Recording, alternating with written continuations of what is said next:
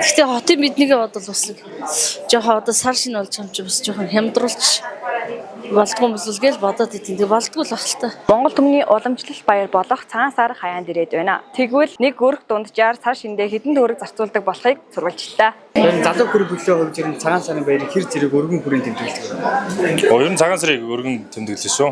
Өдөө орон нутагт ер нь бол одоо аав ээж өсгөдөө байдаг учраас Цагаан сарын баярыг ерөнхийдөө бол жоохон багасаа л өргөн тэмдэглэдэг. Одоо тэгээд гурлаа болоод бүр өргөн тэмдэглэж байна да. Яг тийм айхтар нийж гэрш яах нэг уламжилт баяр гэдгээр нь л ач холбогдлогоо л яг өөрсдийнхээ хэр хэмжээнд л тэмдэг. Тэрнээс нэг айхтар том ууц мууц өвчөө энэ төрч тавьдаг юм. Тэгжүүл тэмдэглэдэг. Ерөнхийд нь л тэгэл дундуур нь тэмдэглэн шүү дээ. Айхтар өндөр том ширээмрийн засаг бол бас нэг тийм сайхан харагдахгүй байх л та. Тэг нийтийн жишгээлэг сайхан тавцсаал жижиг ууцаа тавиал дунджаар нэг 7-800 мянга орчим төгрөг зарцуулж байгаа. Нэг актер өргөн хийхгүй бид нар цэцэг ихтэй байгаа учраас. Дээл хувцас. За тэгэл цагаан эдээ бэлэг золголт молголт гэх ер нь бол сая 500 хувцас очиж байгаа шүү.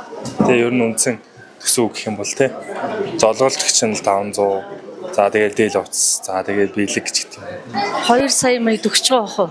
Бэлэг мэлгээ бол яг тэгээд хүүхдэд өнтер суглуулад бэлтчихэж байгаа. Тэгэл айрыг цагаан эдээ чинь ямар үнэтэй бол нөгөө ууц бол бас нэлээд өндөр баг. Тэгээд цагаан эдээ ер нь төсүүд нарийн өндөр нь тэр хязгаарлаж байгаа та. Ааруул баг шиг хэлж байгаа шүү. Нөгөө тавгийн ич бүрэн ааруул. Ааруул одоо хамгийн багадаа 250 мянга ба. Дээдл нь 450 500 байх шээ.